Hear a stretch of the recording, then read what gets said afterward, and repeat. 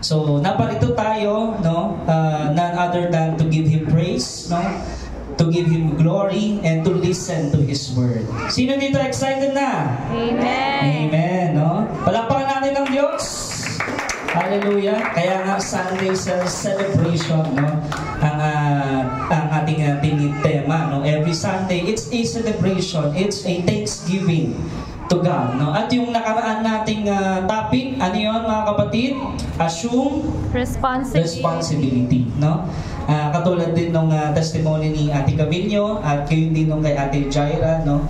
Nung nakilala natin ang Panginoon, naging mas aware tayo sa mga responsibility natin, no? Kaya sabihin mo sa katabi mo, mahal ka ng Lord.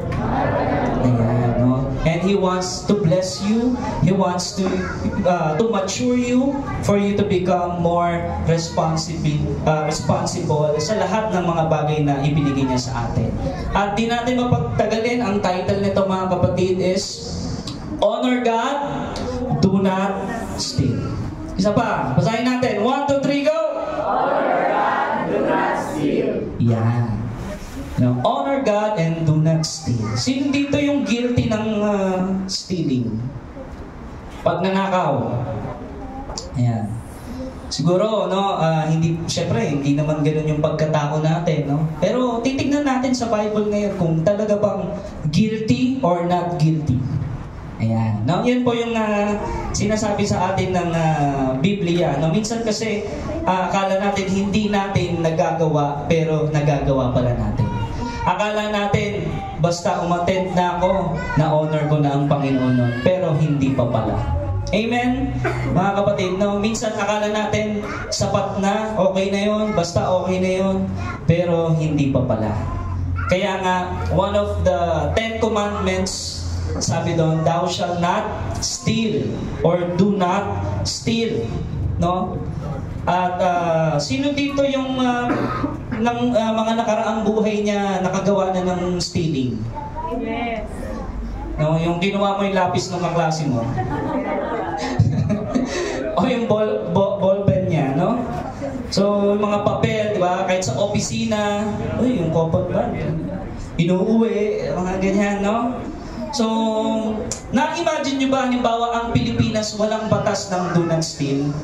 No? Halimbawa, walang nagsasawata or walang talagang batas patungkol sa pagnanakaw. Ano kayo mangyayari bukas sa eleksyon? Amen, no? It will be chaotic, no? Sobrang gulo. Ngayon nga, kahit may batas talaga na talagang may pataw na kaso o talagang parusa sa mga may pagnanakaw, mga nagnanakaw pa rin yung iba, no? So, lalo na kung walang batas na sinasabi na do not steal, sobrang gulo talaga ng isang bansa kung ganon, no? So, ang message natin this morning is very simple. Honor God, do not steal. No? Kaya, nung tayo ay nakakilala sa Panginoong Kristo, akala natin, no, na we stop stealing na. No? Na hindi na natin nagagawa yung mga pagnanakaw.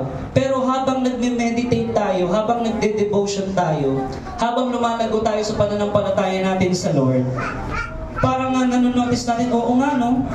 May mga bagay pa pala akong nananakaw sa Panginoon.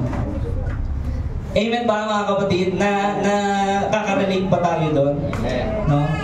So, based on the Bible, mga kapatid, including me, lahat tayo, we are all guilty. So, to set the record straight, we are all guilty of stealing. Amen? And it's one thing to think you are not stealing, it's another thing to think of being guilty of stealing. No? So, let us examine yung ating sarili. Sabi nga, ignorance of the law excuses no one. No? Kaya sinasabi ng Lord yung batas niya, sinasabi ng Panginoon yung prinsipyo niya. Ang pinakapunto ay ikaw at ako, no, we are guilty of stealing. Aminin mo man o hindi. No? Nakapagnakaw ka ng minsan, o baka nagagawa mo pa ngayon. Amen? So, and you know, akala mo, you are okay, but you are not okay. No? Tanungin mo nga yung katabi mo, are you okay? No? Minsan, di ba? Tatanungin mo si kapatid, okay ka lang ba, sis or brother? Okay lang. Pero alam mo, mararamdaman mo hindi siya okay. No? So, kaya napakahalaga sa atin, matutunan natin mga kapatid, yung salita ng Diyos at katulad sa testimony kanina, huwag tayong manghinawa lumapit sa Panginoon, no? Para makareceive tayo ng healing, di ba? Makareceive tayo ng direction, instruction from God, no? And napakahalaga talaga ng honor God, yung series natin na to, no? Na pag ito talaga nalakaran natin mga kapatid, no? Hindi lang talaga uunlad tayo sa pananampalataya, maging sa lahat ng aspeto uunlad. At nakikita ko, the future is very bright in the OCGM. Amen. No? The future is very bright. Bakit? We are practicing honor God. No? We are practicing, we are after, no, doon sa kung ano ang makapag-honor sa Panginoon. Amen. At alam niyo ba, ang pagnanakaw talaga, this is so prevalent, no? Sa humanity. Alam ba natin yung unang kasalanan, pagnanakaw? Last week, di ba? Nung kay Eva at Adan, ano sabi ng Lord? Wag. Di ba? Huwag niyong kakainin yun eh. Pero, iba yung nangyari, no? Sumuway. Adam and Eve took something. They took something that they should not have. Hindi, sabi nga ng Diyos, wag eh. Diba? Lahat ng mga bunga ng punong kahoy, pwede niyong kainin, pwede niyong kunin. Wag lang itong nagbibigay kaalaman sa masama at mabuti. No? So, Genesis pa lang, guilty na of stealing. No? At alam niyo ba, sa bayang Israel, kung kilala niyo si Achan, no? After nung victory, nung battle nila Jehoshaphat, tinago niya yung mga kayamanan eh. No, doon sa tent niya. Hindi niya yun talaga in-honor sa Panginoon, kundi tinago ni Achan. Kaya he is also guilty of stealing. At alam niyo ba, sa early church, New Testament, ang pinakaunang kasalanan ay pagnanakaw at pagsisinungaling. Ika nga, kapatid ng magnanakaw ay ang sinungaling. Tama ba? Diba? Sino yun? Yung sa early church, siguro kilala nyo yung mag-asawa. At si Sapphira. No? So, that is the first sin sa early church. Isipin nyo, sa Genesis, stealing. No? Panahon ni Achan, ni Jehoshaphat, stealing din. Ngayon, sa New Testament, sa Book of Acts, stealing. So, stealing, pagnanakaw is prevalent, very exposed. No? At yung pagsisinungaling. No? Kaya nga, Jesus died on the cross at yung dalawang katabi niya ay magnanakaw. Napansin niyo ba yun? Yes. Yes. May significant yun eh. May ibig sabihin yun eh. Si Jesus nasa gitna, no? At yung dalawang katabi niya magnanakaw. Kriminal. No? Ano yung sinasabi sa atin ng ganoong picture? We are all guilty of sin. Pero, syempre, alam natin, yung dalawang yun magnanakaw, pero magkaiba yung nangyari sa dalawang yun. Yung isa'y tumanggap, nagsisi, kinilala si Jesus. At sabi ni Jesus, today I tell you, you shall be with me in paradise. Yes. Pero yung isa naman, tinuya si Jesus. At hindi sumampalataya. So, lahat tayo, we are all guilty of pagnanakaw. Lahat ng tao. Pero katulad nung dalawa sa krus, di ba? Magkaiba yung nangyari sa kanila. Amen? Yung isa ay tumanggap kay Jesus, yung isa ay hindi. No? Sobrang seryoso ng offense ng stealing. Amen? Bukas, botohan na, no? Hopefully, wag tayong bumoto ng magnanakaw. Amen? Let's do our research. Let's pray. Let's discern. Let God take over. No? So, ganun po yun. Kaya, sabi, the good news, mga kapatid, Jesus died for us. God loves you and me. That's the good news. Amen? Baka nakakalimutan ng katabi mo, sabihin mo ulit, mahal ka ni Lord. Ayan, no? So, He died para sa mga tulisan at magnanakaw. Namatay si Jesus, ang ating Panginoon, para sa mga magnanakaw na katulad mo at katulad ko rin. Amen? Exodus 22 verse 1. Anong sabi doon? Kapag ang isang tao ay nagnakaw ng baka o tupa at ito'y pinatay o pinagbili, papalitan niya ito ng 5 ang ipapalit sa isang baka at 4 naman sa isang tupa. So meron parusa, no?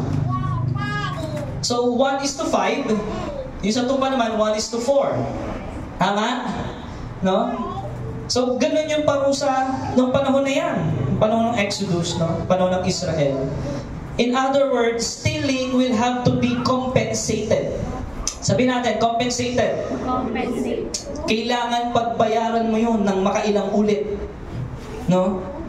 Na-notice na natin, no? That they have to pay back not just 1 time, but 2 times, no? Anong tawag sa Bible doon? Restitution. Sabihin natin, restitution. Yan. Yun ang tawag sa Bible doon. God said, you need to pay it back. You need to pay it back. No? Not paying it back is stealing. Kapag hindi mo binayaran, anong tawag doon? Pagnanakaw. Alam po ba, mga kapatid? No, that is form of stealing kasi hindi na-compensate eh. Na walang restitution. Deuteronomy 24 verse 7.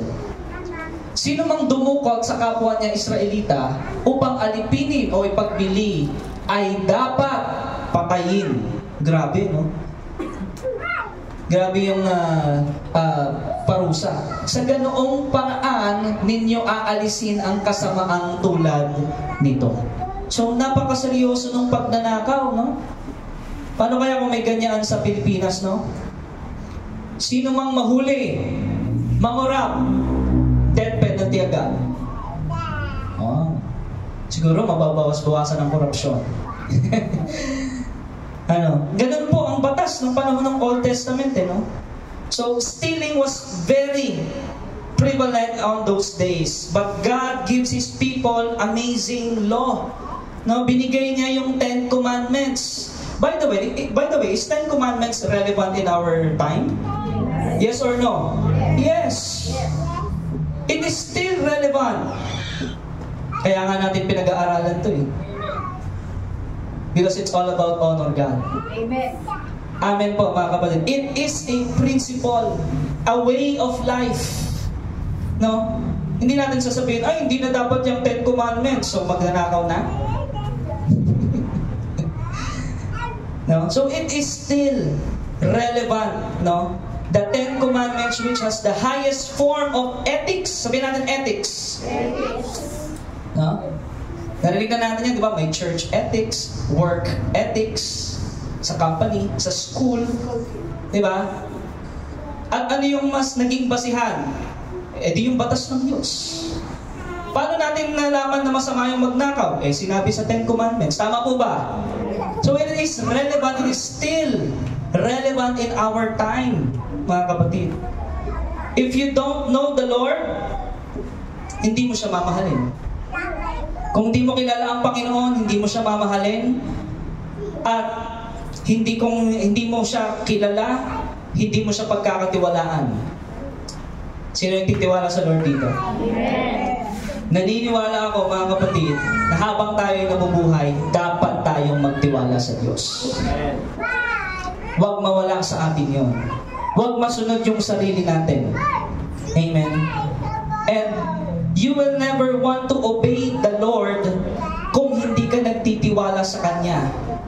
Kung hindi mo siya kinikilala, hindi ka nga makakasunod sa Diyos. ang mangyayari niyan, magiging ipokrito ka lang, magiging legalism lang. Ano ibig sabihin legalism? Parang sumunod ka lang na napilitan ka lang kasi ganoon eh. Pero hindi ka talaga nagmamahal sa Diyos. No? Ang relasyon natin sa Diyos, hindi dapat out of legalism. It must be out of love. Ang pagsunod sa Diyos, makakasunod ka lang sa Diyos kung talagang mahal mo siya. Amen po, mga kapatid?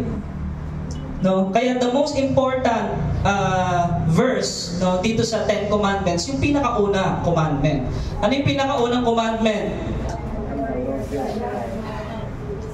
No? Sa Ten Commandments, ang pinakauna, yung Exodus chapter 20 verse 3, huwag kang magkaroon ng ibang Diyos liban sa akin. Ang tawag doon, preamble. Ang pinaka highest, no, importante na commandment sa Ten Commandments. Kasi doon nakasalalay lahat eh. Kasi kung ang tunay na Diyos, ang Diyos mo, hindi ka papatay, hindi ka magnanakaw. Tama, di ba? Lahat masusunod mo na eh. Dahil siya lang ang Diyos mo na kinikilala at minamahal mo. Amen? Isaiah 61 verse 8. Anong sabi ng Lord dito? No? Ang sabi ni Yahweh, ako'y namumuhi sa kasalanan at pang-aalipin. Ang nais ko'y katarungan. Gagantimpalaan ko ang mga taong tapat sa akin. Walang hanggang tipan ang aking gagawin para sa kanila. Mahal ng Diyos ang hustisya. Amen? God loves justice. At ayaw niya, galit siya sa magnanakaw. No? We have an amazing God. We have a wonderful God. No? Nais niya mag-enjoy tayo. Gusto ba ng Lord masaya tayo? Yes. Gusto ng Lord enjoy tayo. Katulad ngayon kay Adam and Eve, di ba? Gusto niya mag-enjoy sila. Pero, merong inutos sa kanila na huwag nilang gawin. No? Gusto ng Lord, ma-enjoy natin lahat ng biyaya pinagkaloob niya sa atin, no? Na pinagkatiwala niya sa atin, mga kapatid. He wants us to enjoy. No? And He wants to protect us, mga kapatid.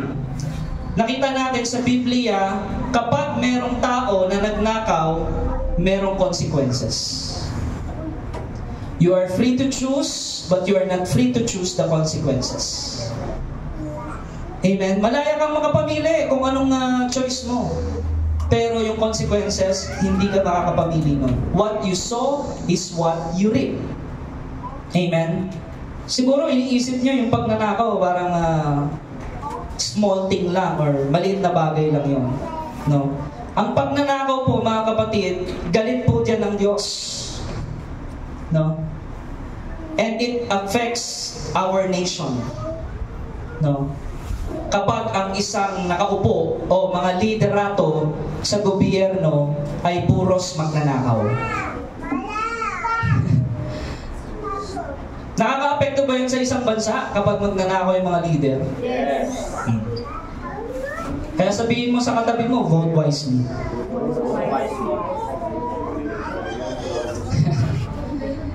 Amen, mga kapatid, no? God hates stealing. Sobrang apektado lahat, no? Buong bansa, no? Alam niyo, sa ibang bansa, wala nang bayad yung pagpapa-ospital. Alam ba natin yon? Kasi may pondo para doon eh. No? Kaya ba yun sa bansang Pilipinas? Kaya po yun eh. Magagawa lang yon kung inuuna ang Diyos. Ang kaso, ang problema ng tao, maraming tao, walang pag-ibig sa Diyos. Sinasabi mga Pilipino, no? Maka-Diyos, tama ba? Yes. The only Christian country in the Far East. No? Pilipinas, di ba? Mga maka-Diyos ko, no? Pero walang takot sa Diyos. No? Kaya napakahalaga ng prinsipyo ng Biblia. Napakahalaga na ang ating saligang batas ay dapat ang supremo na authority niyan ay ang Biblia. Amen ba, mga kapatid? It must be based in the Word of God, no? Kasi ang nangyayari, di ba, turuan, di ba? Yun yung nangyayari eh. It's so easy to point to others at ikumpara yung ating sarili. Pero, alam niyo ba yung pinaka-pangit na pwede mong mangyari sa buhay mo? Yung hindi mo makita na mali ka na pala. Yung hindi mo makita na may pagkukulang ka na pala sa Diyos. Tama po ba mga kapatid? Akala natin okay tayo, ang relasyon natin sa Diyos, it's okay. But really, it's not okay. You must do your part. No? Yun po ang nakakalungkot sa ibang mga Kristiyano. Amen. Akala nila they are okay. No? Pero mayroong pinapagawa ang Diyos sa'yo, hindi mo ginagawa, meaning you're not okay. Amen ba mga kapatid?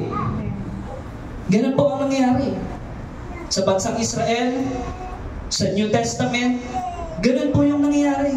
Paulit-ulit kasi kung hindi lalakaran yung prinsipyo, yung pag-ibig sa Diyos, no, paulit-ulit po na magfe-fail tayo. No, buti na lang po napakabiyaya ng ating Diyos. Mabiyaya ang ating Diyos. Step by step, inaalalayan tayo para magawa natin yung dapat nating gawin. Amen? Kasi yung pagnanakaw na yan, it affect you, it affect your family, it affect the nation. No? Psalm 37 verse 1. Anumang hiramin ng taong masama, di na ibabalik sa kanyang kapwa. Ngunit ang matuwid na puso'y dakila, ang palad ay bukas at may pang-unawa. Amen? Stealing, yung sinasabi dyan. No? So, and yung mga sinasabi, halimbawa, yung dayaan ng timbangan sa palengke, is it stealing? Yes. Stealing yun. Ang daming form of stealing, mga kapatid. No? So, merong isang nagpatotoo, no? Nagbebenta siya ng bahay niya. Pero naging honest siya doon sa bibili. Sabi niya, yung bahay niya nasa fault line. Di ba may mga bahay na nasa fault line? Yes. No? Yung ibang tao hindi sasabihin yun. Bakit yung sasabihin nasa fault line? Hindi nabili yan. No? Dahil Kristiyano siya, sasabihin niya yung totoo. Tama po ba? Kasi pag di mo sinabi ng totoo na nasa fault line yan, is it a form of stealing? Yes. Yes. Guilty ka na agad ng pagnanakaw nun. No? Dahil sinabi niya yung katotohanan, na-honor ang Panginoon at nabili yung bahay kahit nasa fault line. Amen ba mga kapatid? Kapag tumayo ka sa katotohanan, sa salita ng Diyos, kapatid, huwag kang magdalawang isip na tumayo sa katotohanan. Amen. Sa salita ng Diyos. Dahil doon na-honor ang Panginoon. At kapag na-honor ang Diyos, biyaya, gantimpala, sinabi kanina, binasa natin. Because God loves justice. God is just. God will honor a clear conscience. Amen? Ino-honor ng Diyos yung mga malinis yung konsensya. Amen. Yung mga hindi sinungaling. Yung mga hindi laging nag-aakusa sa kapwa. Ino-honor ng Diyos yun. No? So yun ang nais ng Panginoon. Honor God, do not steal. Amen? So, tanungin ko ulit kayo, are we guilty of stealing? Yes. Parang iba nahiya pa. Ulitin ko yung tanong ha, are we guilty of stealing? Yes. Yeah. Aminin mo sa Panginoon. No? May pagkukulang tayo sa Lord. Amen? Minsan, alam mo ba, ninanakaw mo yung oras mo para sa Diyos. Yes. Are we guilty? Yes. At minsan, kung sino pa yung mga tambay sa church, sila pa yung kontrabida. Ganun yan eh. Yun yung sign nun eh, no? Kapag ang isang taga-church, kontrabida siya sa ginagawa sa church, ibig sabihin tambay yun. No? Ganun sa bayang Israel, ganyan din sa New Testament. Kung sino yung walang ginagawa sa church, sila yung kontrabida. Yes. Amen? And it's a form of stealing. Not telling the truth, it's a form of stealing. No? Katulad ng mga advertisement, di ba? gaganda eh. Puro magaganda yung ano eh. No? Hindi nila sasabihin yung bad side ng produkto. No? So, di ba, kita-kita mo sa Shopee, ang ganda ng advertisement, no? Pagdating sa'yo, color pink doon na. Bakit, ano to, maputla? Dirty white, dumating, dirty white. Pero ang ganda ng pagka-pink doon sa advertisement. Pag-deliver sa'yo, dirty white. Parang mali, no? Is it a form of stealing? Yes, kasi hindi sinabi yung totoo eh. Patungkol dun sa kanyang produkto. No? Leviticus 19 verse 13. Huwag ninyong dadayain o pagnanakawan ng inyong kapwa. Huwag ninyong ipagpapabukas ang pagpapasweldo sa inyong mga manggagawa. No? So, ito po ay prinsipyo sa Bible. This is a form of stealing. Nagpapasalamat ako sa kumpanya na kinabibilangan ko isang dekada na. No? Siguro once or twice lang na-delay, pero because of system issue yun. No? Pero tuloy-tuloy sa 10 years ko sa kumpanya, wala, hindi talaga na-delay yung sahod. Minsan maaga pa. No?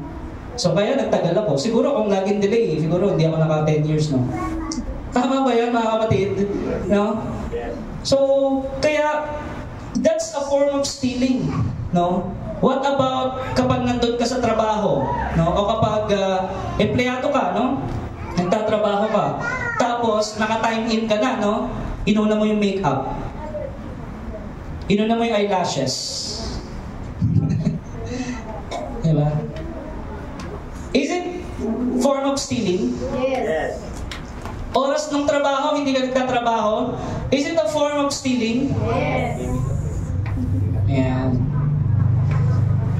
Tama po ba ang Biblia, mga kapatid? No? Are we guilty, no? Kapag nag-staycation, di ba? Uy, ang ganda ng tuwalya. Uy, ito. Di ba? Are we guilty? Uy, ang ganda ng kutsara nila, oh. Tsaka ng tinidor. Dinagay sa bag. Nagbayad naman ako dito sa staycation na to, ah. Kasama ba yun sa binayad mo, kutsara, tinidor? Tsaka yung tuwalya? Are we guilty?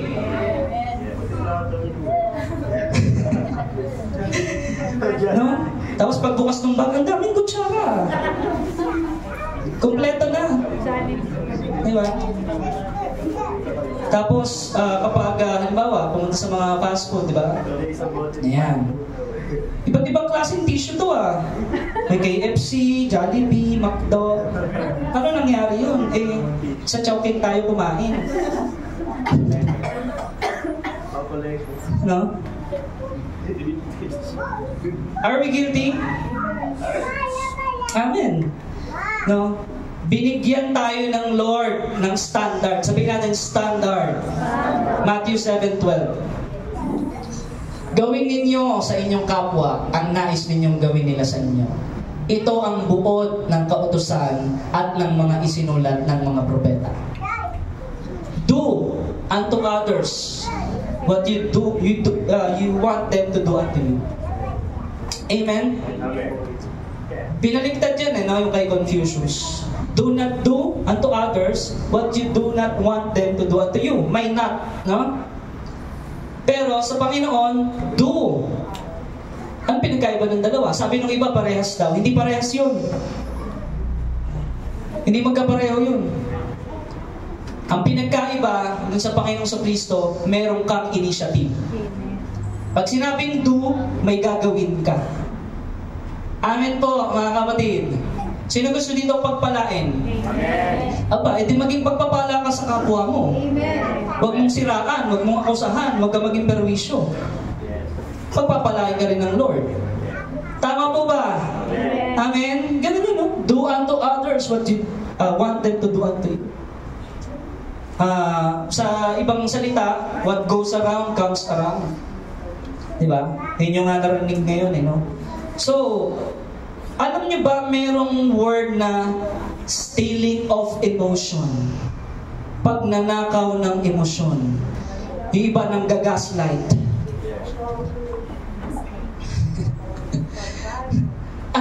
natin yon, mga kapatid, no?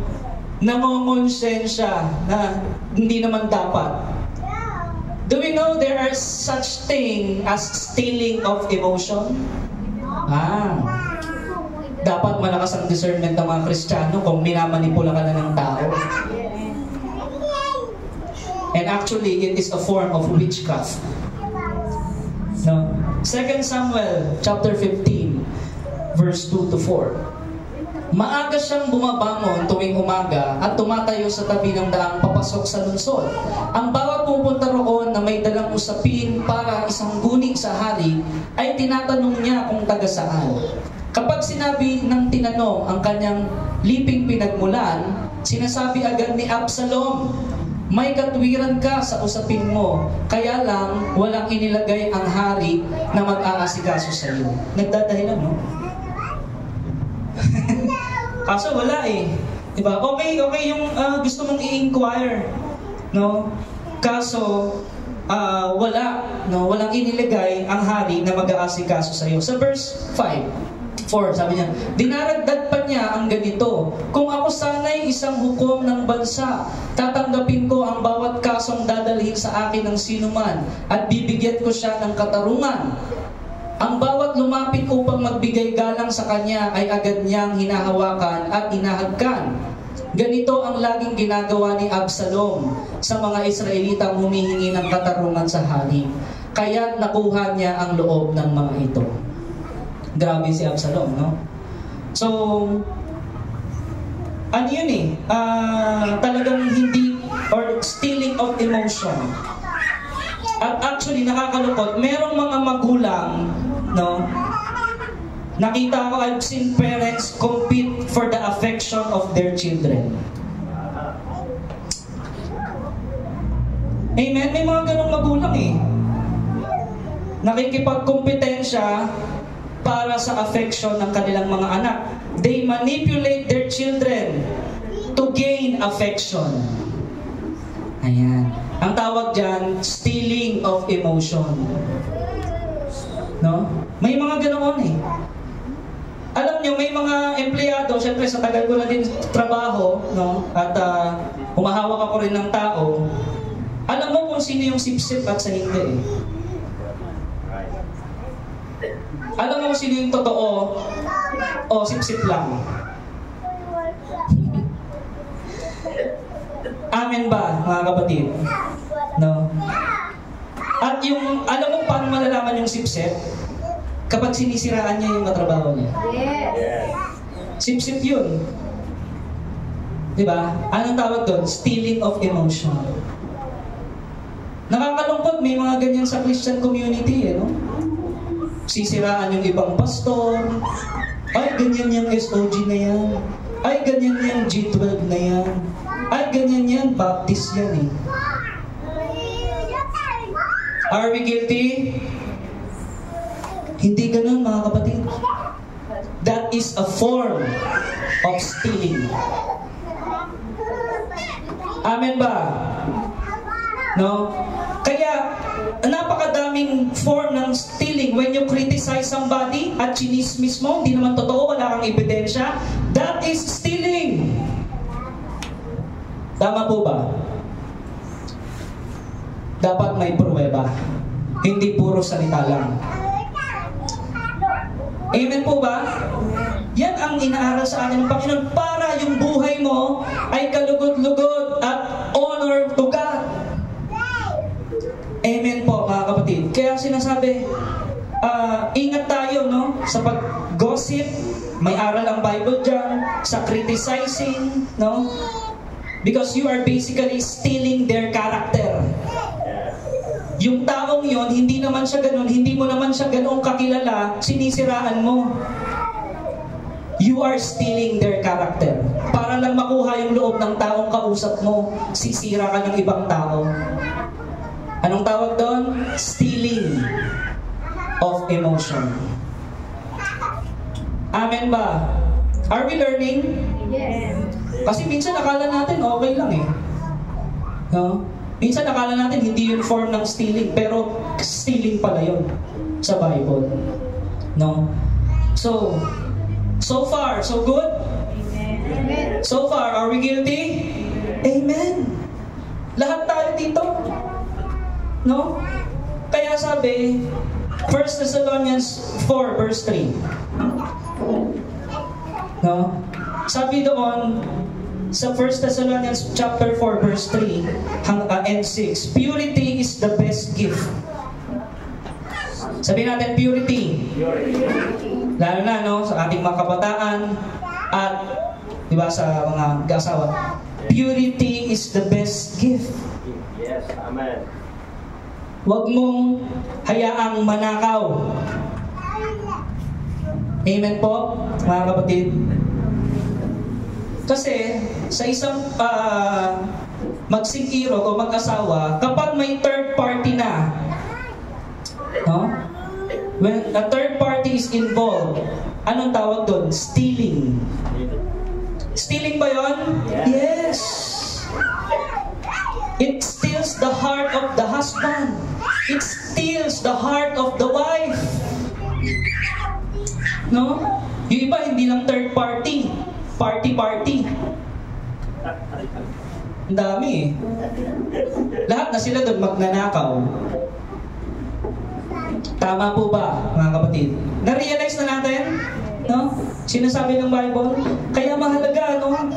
At yun, isa sa pinapractice natin dito, tinuturo natin sa ating mga kabataan, purity and holiness. Because it honors God. Huwag mong hayaang manakaw. No? Pero kung sakali man, dahil hindi mo pa kilala ang Lord, di ba? Nawala na yung purity and holiness. Good news, kapag na-born again ka, pure ka ulit spiritually.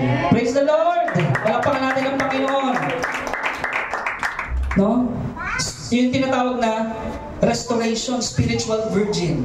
No? Kasi nga, because of Jesus, He died on the cross. Lahat ng karumihan mo, lilinisin niya, mare-restore lahat. Magiging pure ka ulit sa paningin ng Panginoon. Amen? So, kaya, kapatid, do not repeat the past. Huwag mo nang ulitin ang nakaraang pagnanakaw. Amen?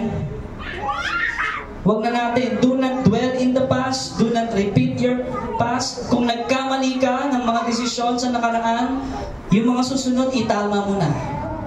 Sabihin mo sa katabi mo, itama mo na. Tama mo na. Ayan. Sa tulong ng Lord, Amen. di ba? Siya yung nagdidirect every step of the way. No? Alam niyo ba, yung mga bagay, halimbawa, yung mga online shopping, no? Alam ba natin kapag bumili tayo beyond our means, alam ba natin it's a form of stealing? Yes. We live beyond our means, no? Halimbawa, no? Yung sapatos mo, ang kakahalaga ng 5 million. Diba? Or meron kang Hermes bag, no? Pero hindi naman talaga ganun afford. Tama bang bumili, no?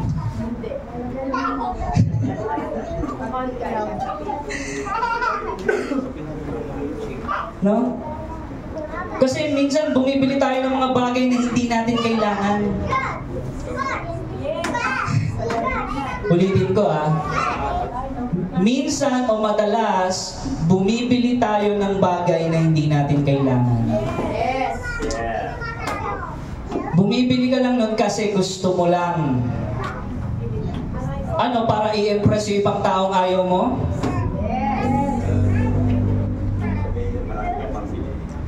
Kahit di mo naman kayang bilhin, bibili ka.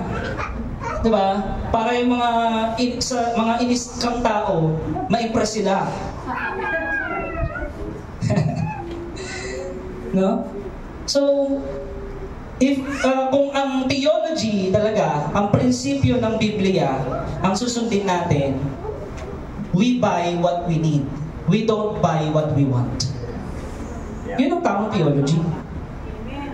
No? Kasi, gumagastos ka nang di mo naman kailangan. No? Wala namang problema sa paggastos, no? Dahil pinagtrabahuhan mo or what, no? Pero sabi sa Bible, God owns everything. Tama ba yun? At tayo, mga manager lang tayo. Hindi tayo yung may-ari. Stewards. Amen, mga kapatid? Kaya, every spending decision is a spiritual decision. Amen? Ulitin ko yun, mga kapatid.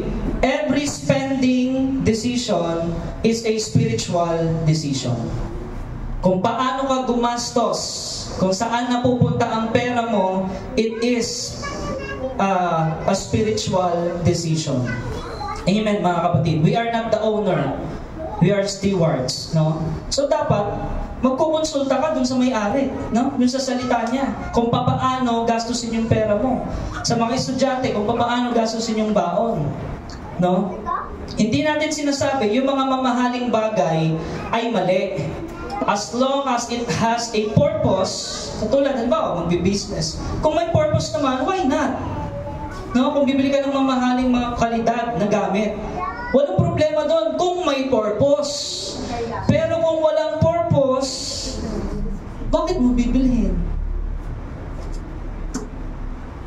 Wala, pang Instagrammable eh.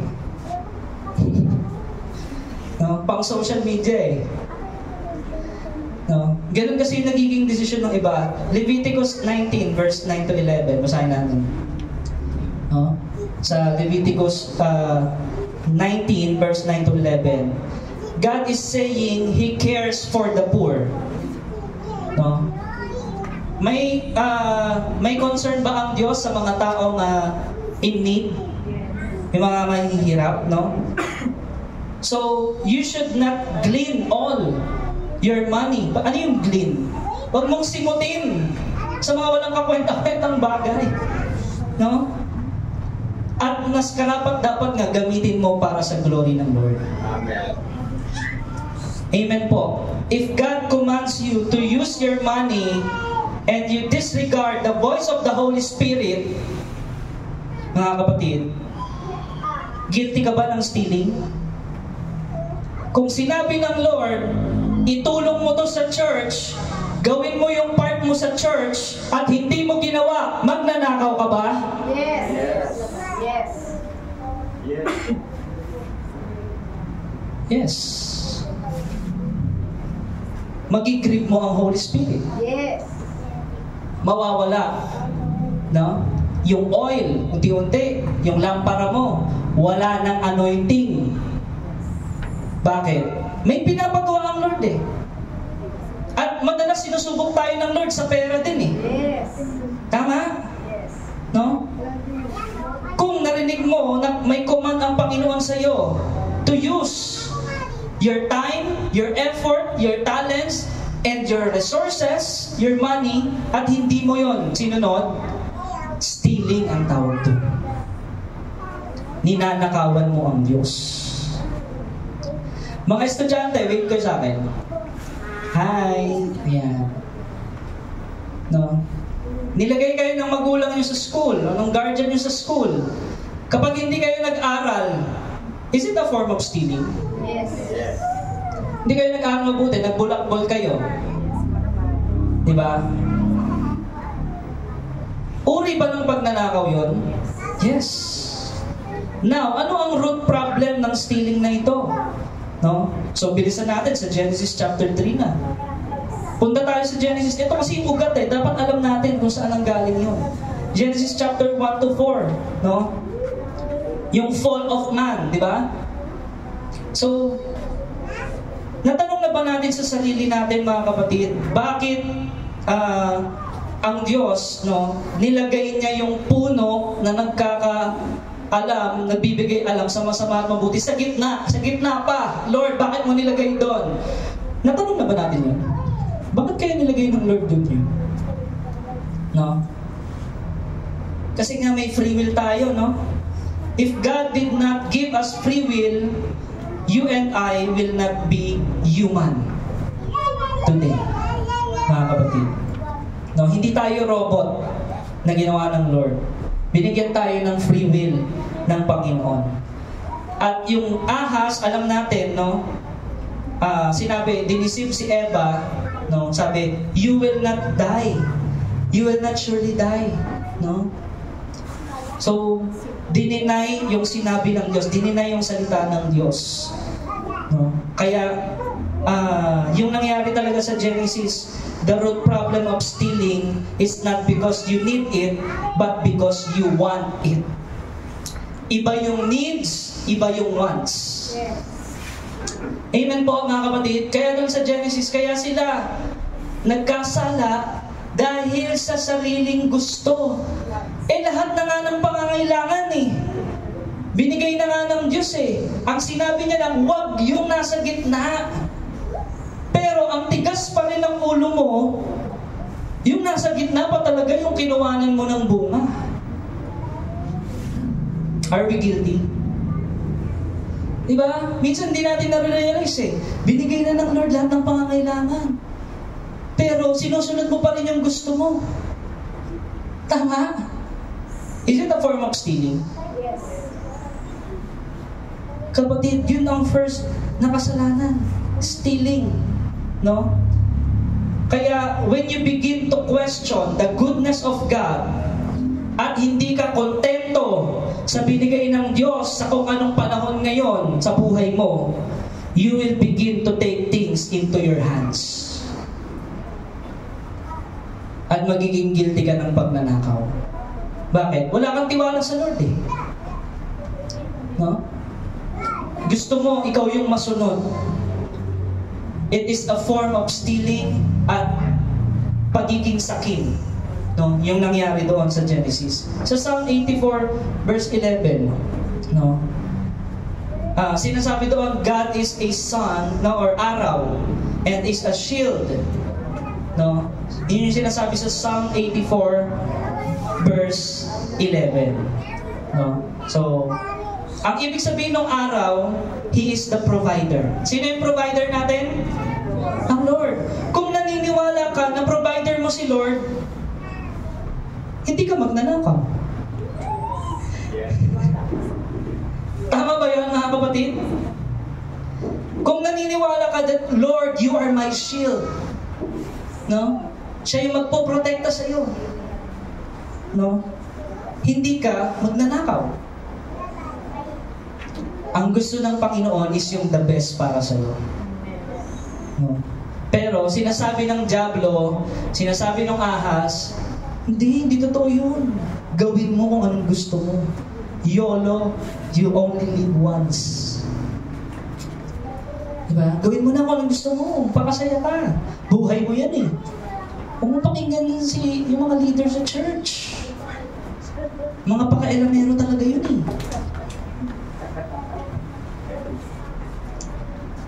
Amen ba?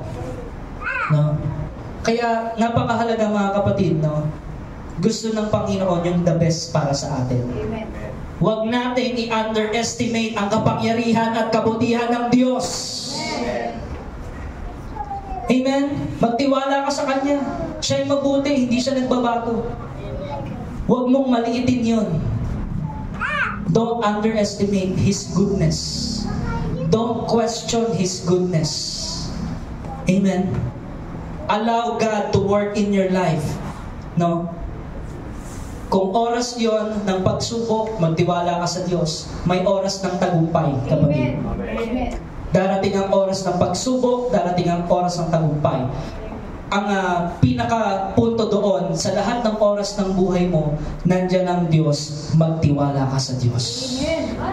Amen? Kaya, sabi sa Hebrews 13 verse 5, no? He is the same yesterday, today, and forever. Bago yung He is the same yesterday, today, and forever, may sinabi doon Sabi doon, huwag kayong magmukhang pera. Sinabi ba yun doon? Yes.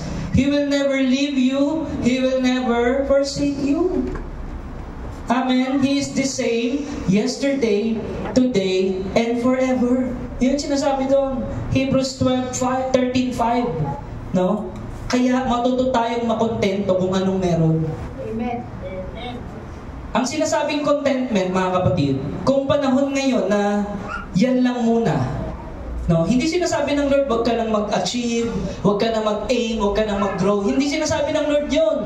Ang sinasabi ng contentment, mga kapatid, kung ano yung season mo ngayon, makontento ka kung ano nandyan. Diba? Kung nasa season of waiting ka, diba? Matuto kang makontento at maghintay.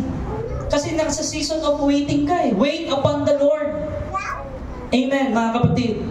Huwag natin i-underestimate ang kabutihan ng Panginoon. Learn contentment because God is more sufficient for us. No? At dapat grateful heart tayo. Amen, mga kapatid. No? So, kapag hindi tayo mapagpasalamat, kapag hindi tayo grateful, hindi talaga tayo kontento.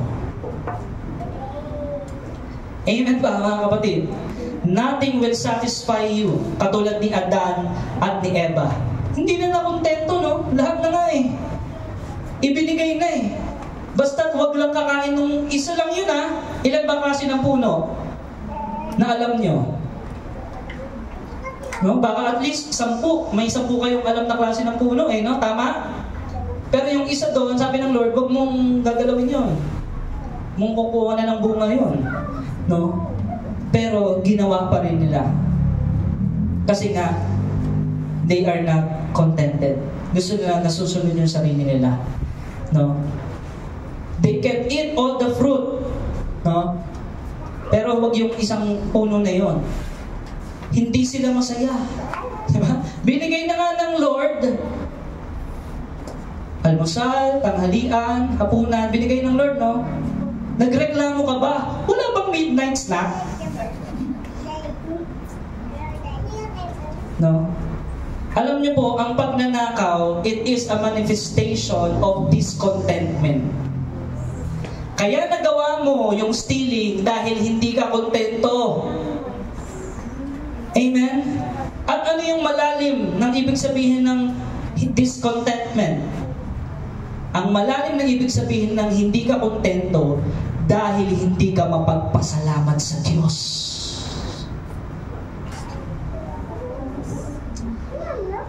Are we learning something? Amen. Amen, mga kapatid? No? You are not thankful. Bakit hindi ka magpasalamat sa Panginoon? No? Bakit ayaw mong magpasalamat sa Panginoon? Puro ka reklamo. Puro negatibo sa ibang tao yung nakikita mo. Bakit ganon? It is a sign of unbelief. Wala kang pananampalataya, pagtitiwala sa Kanya. Amen? It is an inability to trust God's provision and goodness. Hindi ka nagtitiwala sa kabutihan at sa provision ng Panginoon. Yun yung problema ng pagnanakaw. No? Unbelief. Kawalan ng pananampalataya. Hindi ka kontento sa biyaya ng Diyos. No? Kung ikaw ay nagugutom at wala kang pera, nagtitiwala ka ba sa Lord? Parang konti na. Kung ikaw ay nakakaranas ng taggutom at wala kang pera, sino dito nagtitiwala sa Diyos? Amen. Sino dito naniniwala iaangat ng Panginoon ang bawat isa sa DOCGM? Amen. No? You learn to trust God. Kung nasa season ka 2025 ng pagtitiis, hindi naman habang panahon pagtitiis. Sa 2026, andun pala, naghihintay sa'yo, tinetesting ng Lord yung faith mo. Amen. Tinetesting ng Panginoon kung talagang i-honor mo siya sa buhay mo. Wala man o meron, no? Maraming problema o konting problema, sa Kanya ka ba nagtitiwala? Amen? So, yun po eh, nang marami, pagdating sa ganoon, ng kawalan, hindi nagtitiwala sa Panginoon eh. Nakakalungkot, no? Kaya, napakahalaga sa isang bansa, mga kapatid, na nakakakilala talaga sa Diyos. No? Ang isang bansa nakakakilala sa Diyos will always, no, trust God. No? Pero yung isang bansa hindi nakakakilala sa Diyos, mahihirapan siyang i-impose yung mga batas at yung mga regulation, no, na patungkol sa prinsipyo ng Diyos. No? Nakita nyo ngayon kahit sa ibang bansa, sa US, no, sa Amerika, ang daming shoplifters, di ba? Dami niyan eh, yung mga pagnanakaw nakita sa CCTV, no? And kahit yung mga mayaman na, no? Pero nagnanakaw pa din. Amen. Tanongin ko ulit kayo, are we guilty of stealing? Yes. Ano ang solusyon ng Bible? Basahin natin Ephesians chapter 4 verse 28. Praise God. Sabi doon, let him that stole steal no more. Yung mga magnanakaw ay wag nang magnakaw, but rather let him labor. Magtrabaho, no? Working with his hands the thing which is good, that he may have to give to him that needed. No? Na makatulong ka sa nangangailangan. Nakita mo rin, may pangangailangan sa church, no? You have to do your part. Amen ba, mga kapatid? Lalo na sa mga gawain ng Panginoon. May mga pangangailangan sa gawain ng ating mga kabataan, ng iba't ibang klaseng ministry. No? May mga outreach, di ba? Yung mga surrendery ng mga drug addict, may mga pangangailangan doon. Amen po, mga kapatid? Kaya, napakahalaga nung tayo ay talagang sumusunod sa kung ano sinasabi ng Bible. No? Kaya sinasabi diyan Ephesians 4:28, only the grace of Jesus Christ can transform us. Mga kapatid, this context is addressed to the believers. Pag sinabing stop stealing, ano yung solusyon? Labor. Trabaho. Ano yung purpose ng pagtatrabaho? Para sa iyo lang ba yun? Basahin ulit natin. That he may have to give. Sabihin natin, give. Isa pa, give. No? That he may have to give to him that needed. Alam nyo ba kapag ang isang tao ay mapagbigay, it is a declaration of abundance. Yes. Amen. At it is a declaration of trusting the Lord. Amen. When you give your tithes, your offering, no, or your pledges, it is a declaration of abundance. Malaki ang Diyos mo. Mayaman ang Diyos mo. Pero kung puro ka kapit, puro sa iyo, puro sa sarili mo lang, ibig sabihin, walang abundance doon. Walang pagpapala doon. Amen. There's always a purpose to share. No? Kaya nga ang trabaho o ang labor, it is not a curse, hindi yan sumpa. It is a privilege. Diba? Nabasa natin last week. Anong sabi ng Lord? Pagyamanin at diba? Pangalagaan. Trabaho ba yun o hindi? Trabaho. No? It was given to us bago dumating yung kasalanan. Meron na talagang pinatrabaho ang Panginoon. No? Because God wants us to be His associate. Ano yung associate? Yung partnership. Sabihin natin, partnership. Partnership. No? Gagawin natin yung part natin, gagawin ng Lord. Yung part niya. No? Alam natin yung kasabihan, di ba? Nasa Diyos ang awa, nasa tao ang gawa. No? So may gagawin ka. Sabihin mo sa katabi mo, may gagawin ka. No? Because God wants you to manage. Marunong kang mag-manage ng ekonomiya, no? Ng pamilya mo, ng church. He wants you to manage His kingdom. Kaya yung trabaho ay gift from God. It's a privilege for us para maging pagpapala sa iba. Amen? Kaya kung gusto mo lagi dumadalo yung umaapaw ang pagpapala, maging pagpapala ka sa iba. Lalo-lalo na sa gawain at sa lahat ng kapatiran sa Panginoon. Pag gano'n ang naging prinsipyo mo, hindi ka mahupubusan. Amen. Hallelujah. Because it is a declaration of abundance. Alam mo kung bakit? Minsan, no, parang ubos agad, simot agad, dahil hindi ka naging pagpapala sa iba. Pero nung sinubukan mo maging pagpapala sa iba, lalo na sa gawain ng Panginoon, nagtataka ka bakit meron pa din. Di ba? Yung akala mo wala na, tapos biglang may darating. Amen? Kasi dineclare mo yung abundance, dineclare mo yung tiwala mo sa Diyos, dineclare mo yung pananampalataya mo sa Diyos, na Lord, no, ikaw, you are more than enough for me. Amen? Kaya, work hard, work smart to share, to be a blessing to others. Do not steal. What is meant for God, sa Diyos yun. Kapag hindi mo binigay sa Diyos yun, kapatid, sarado. Walang daraanan yung blessing. Amen ba? Gusto ng Lord pagpalain ka. Hindi mo ginagawa yung principle. Kaya wala. Pero pag ginawa mo yung turo, yung aral ng Biblia, doon, nagiging daloy ka ng pagpapala. Amen. Only Jesus can make us stop stealing. Si Jesus lang ang ating pag-asa. Para hindi na tayo magnakaw sa Diyos at sa kapwa. Amen. Kaya let's begin to work. Sino dito yung willing to exert effort para sa Lord? No? Yung talagang commitment sa Panginoon. Amen. Yung talagang honor God. Amen. Sabihin natin, honor God. Honor God. Isa pa, honor God. Honor God. No? Third time is a charm. Honor God. Honor God. Palapakan natin ang Diyos. Amen. Kaya surrender your life to God because only God can transform your life. No?